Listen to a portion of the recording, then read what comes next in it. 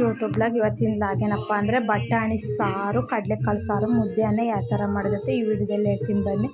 ಫಸ್ಟಿಗೆ ಒಂದು mixie jar ತಗೊಂಡು ಅದಕ್ಕೆ ಕಾಯಿ ಹಾಕ್ತಾಯಿದ್ದೀನಿ. ಹಾಗೆ ಕಾಯಿ ಹೆಚ್ಚಂದು ಹಾಕೊಂಡಿನಿ. ಹಾಗೆ ಈರುಳ್ಳಿ ಹಾಗೂ ಟೊಮೆಟೊ ಹಣ್ಣು ಹಾಕ್ಬಿಟ್ಟು ಟೊಮೆಟೊ ಹಣ್ಣೆಲ್ಲ ಹಾಕ್ಬಿಟ್ಟು ಹಾಗೆ ನೆನೆಸಿರೋ ಹುಣಸೆ ಹಣ್ಣು ಹಾಕ್ತಾಯಿದ್ದೆ. ಹುಣಸೆ ಹಣ್ಣು ಉಳಿನಾರು ಹಾಕೊಬೋದು. ಹುಣಸೆ ಹಣ್ಣು ಹಾಕ್ತಾಯಿದ್ದೀನಿ ನಾನು. ಹಾಕಿದಾದ್ಮೇಲೆ 2 ಸ್ಪೂನ್ ಧನಿಯಾ ಪುಡಿ ಹಾಕ್ತಾಯಿದ್ದೀನಿ. ಧನಿಯಾ ಪುಡಿ ಹಾಕಿದಾದ್ಮೇಲೆ 1 ಸ್ಪೂನ್ ಸ್ವಲ್ಪ ಖಾರದ ಪುಡಿ ಹಾಕ್ತಾಯಿದ್ದೀನಿ.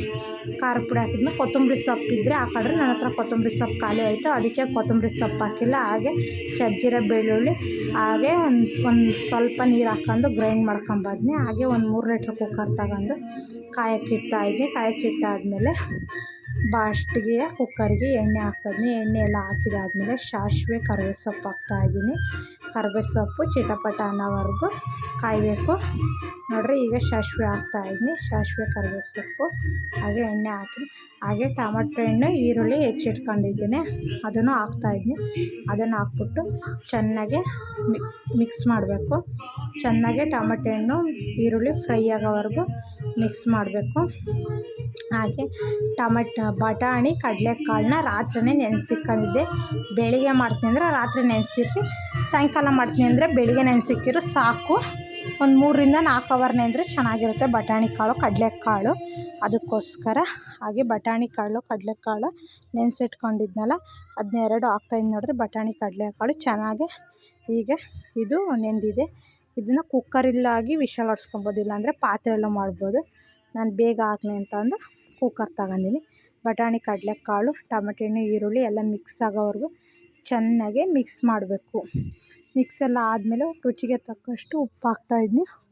ಉಪ್ಪು ನೋಡಿ ಹಾಕ್ಕೊಳ್ರಿ, ಜಾಸ್ತಿ ಉಪ್ಪಾದರೆ ತಿನ್ನೋಕ್ಕಾಗಲ್ಲ, ಅದಕ್ಕೋಸ್ಕರ. ಆಮೇಲೆ ಉಪ್ಪೆಲ್ಲ ಹಾಕಿದಾದ್ಮೇಲೆ ಪಕ್ಕದಲ್ಲಿ ಮುದ್ದಿಗೆ ಹೆಸರಿಟ್ಟಿದ್ದೆ, ಅದಕ್ಕೂ ಸ್ವಲ್ಪ ಉಪ್ಪು ಹಾಕ್ತಾಯಿದ್ನಿ. ಮುದ್ದಿಗೆ ಚೆನ್ನಾಗಿರುತ್ತೆ ಉಪ್ಪು ಹಾಕಿದ್ರೆ, ಅದಕ್ಕೋಸ್ಕರ ಉಪ್ಪು ಹಾಕ್ತಾಯಿದ್ನಿ. ಈಗ ಕಡಲೆಕಾಳೆಲ್ಲ ಆಲ್ಮೋಸ್ಟ್ ಒಂದು 50% ಬೆಂದಾಯಿತು. ಬೆಂದಾದಮೇಲೆ ಹಾಗೆ ಸ್ವಲ್ಪ ತುಪ್ಪ ಹಾಕ್ತಾಯಿದ್ದೀನಿ. ತುಪ್ಪ ಹಾಕಿದ್ರೆ ಟೇಸ್ಟ್ ಚೆನ್ನಾಗಿರುತ್ತೆ, ಅದಕ್ಕೋಸ್ಕರ ತುಪ್ಪ ಹಾಕ್ತಾಯಿದ್ದೀನಿ. ಆಪ್ಷನಲ್, ತುಪ್ಪ ಇದ್ದರೆ ಹಾಕಿದ್ರೆ, ತುಪ್ಪ ಇಲ್ಲಾಂದರೆ ಪರವಾಗಿಲ್ಲ. ನಾನು ತುಪ್ಪ ಯಾವಾಗಲೂ ನಮ್ಮ ಮನೆಯಲ್ಲೇ ಕಾಸಿಟ್ಕೊಂತಿನಲ್ಲ, ಯಾವುದಕ್ಕಾದ್ರೂ ಆಗಲಿ 1 ಸ್ಪೂನ್ ತುಪ್ಪ ಹಾಕ್ತೀನಿ. ಎಲ್ಲರಿಗೂ ಒಬ್ಬೊಬ್ಬರಿಗೆ ಹಾಕೋಕ್ಕಾಗಲ್ಲ ತುಪ್ಪನ, ಅದಕ್ಕೋಸ್ಕರ ಒಂದೇ ಸಲ ಸಾಂಬಾರಿಗೆ ಹಾಕಿದ್ರೆ ಎಲ್ಲರಿಗೂ ಹೋಗುತ್ತೆ ತುಪ್ಪ ಅನ್ನೋ ಉದ್ದೇಶಕ್ಕೆ ಯಾವಾಗಲೂ ಸಾಂಬಾರಿಗೆ ತಿಂಡಿಗೆ ಹಾಕ್ತೀನಿ. ಅದು ಒಂದೊಂದು ತಿಂಡಿಗೆ ಹಾಕ್ತೀನಿ, ಒಂದೊಂದು ತಿಂಡಿಗಳಿಗೆ ಹಾಕಲ್ಲ. ಉಪ್ಪೆಲ್ಲ ಹಾಕಿದಾದ್ಮೇಲೆ ಹಾಗೆ ರುಬ್ಬಿರೋ ಮಸಾಲೆ ಹಾಕ್ತಾಯಿದ್ನಿ. ರುಬ್ಬಿರೋ ಮಸಾಲೆ ಹಾಕ್ಬಿಟ್ಟು ಚೆನ್ನಾಗೆ ಮಿಕ್ಸ್ ಮಾಡ್ತಾಯಿದ್ದೀನಿ, ಗೂರಾಡ್ತಾಯಿದ್ದೀನಿ. ನಿಮ್ಗೆ ಎಷ್ಟು ಬೇಕು ಅಷ್ಟು ನೀರು ಹಾಕಿದ್ರೆ, ಮಿಕ್ಸಿ ಜಾರಲ್ಲೇ ಒಂದು ಸ್ವಲ್ಪ ಖಾರ ಉಳಿದಿತ್ತು, ಅದಕ್ಕೋಸ್ಕರ ಸ್ವಲ್ಪ ನೀರು ಹಾಕ್ಕೊಂಡು ಹಾಗೆ ಮತ್ತೆ ಒಯ್ತಾಯಿದ್ದೀನಿ. ನಿಮ್ಗೆ ಎಷ್ಟು ಬೇಕು ಅಷ್ಟು ನೀರು ಹಾಕ್ಕೊಳ್ರಿ. ಜಾಸ್ತಿ ಗಟ್ಟಿ ಬೇಕು ಅಂದರೆ ಸ್ವಲ್ಪ ನೀರು ಕಮ್ಮಿನೇ ಹಾಕ್ಕೊಳ್ರಿ. ತೆಳು ಬೇಕು ಅಂದರೆ ನೀರೊಂದು ಸ್ವಲ್ಪ ಜಾಸ್ತಿನೇ ಹಾಕ್ಕೊಳ್ರಿ. ನಾನು ಸ್ವಲ್ಪ ಪರವಾಗಿಲ್ಲ, ಗಟ್ಟಿಗೂ ಬೇಡ ಮೀಡಿಯಮ್ಗೂ ಬೇಡ ಅಂತಂದು ನೀರೇ ಮೀಡಿಯಮ್ ಹಾಕ್ಕೊತಾಯಿದ್ದೀನಿ.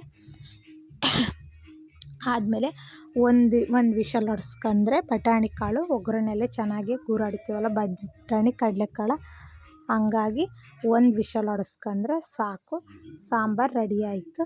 ಚೆನ್ನಾಗಿ 1 ವಿಷಲ್ಲು ಹೊಡೆಸ್ಕೊಳಕ್ಕೆ ಈಗ ಕುಕ್ಕರ್ ಕ್ಲೋಸ್ ಮಾಡ್ತಾಯಿದ್ದೀನಿ ನೋಡಿರಿ. 1 ವಿಷಲ್ ಹೊಡೆಸ್ಕೊಂಡ್ರೆ ಸಾಂಬಾರು ರೆಡಿ ಆಯಿತು. ಸಾಂಬಾರು ರೆಡಿ ಆದ್ಮೇಲೆ ಯಾವ ಥರ ಇದೆ ಅಂತ ತೋರಿಸ್ತೀನಿ ಬನ್ನಿ ನೋಡಿರಿ. ತುಪ್ಪ ಎಣ್ಣೆ ಎಲ್ಲ ಮೇಲ್ಗಡೆ ಯಾವ ಥರ ಬಂದಿದೆ. ಇದನ್ನೊಂದ್ಸಲ ಕುಕ್ಕರೆಲ್ಲ ಆಯ್ತಲ್ಲ, ಈಗ ಒಂದ್ಸಲ ಪಾತ್ರೆಯಲ್ಲಿ ಮುಗಿಸ್ಕೊತಾ ಇದ್ದೀನಿ. ಪಾತ್ರೆಯಲ್ಲಿ ಮುಗಿಸಿ ಮತ್ತೆ ಒಂದ್ಸಲ ಕುದಿಸಿದ್ರೆ ಸಾಂಬಾರು ರೆಡಿ ಆಗುತ್ತೆ ನೋಡಿರಿ. ಈಗ ಸಾಂಬಾರು ಕುದಿದೆ, ಬರೀ ಕುದಿಯೋ ಹೊಗೆ ಸೌಂಡೇ ಬರ್ತೈತೆ ನೋಡಿರಿ. ಚೆನ್ನಾಗಿದೆ ಸಾಂಬಾರು. ಎಲ್ಲರೂ ಒಂದ್ಸಲ ಮನೆಯಲ್ಲೇ ಟ್ರೈ ಮಾಡಿರಿ. ಮುದ್ದೆಗೂ ಚೆನ್ನಾಗಿರುತ್ತೆ, ಅನ್ನಕ್ಕೂ ಚೆನ್ನಾಗಿರುತ್ತೆ. ಎಲ್ಲರೂ ಸಬ್ಸ್ಕ್ರೈಬ್ ಆಗಿ. ಹಳ್ಳಿ ಸ್ಟೈಲ್ ಸಾಂಬಾರು. Thank you.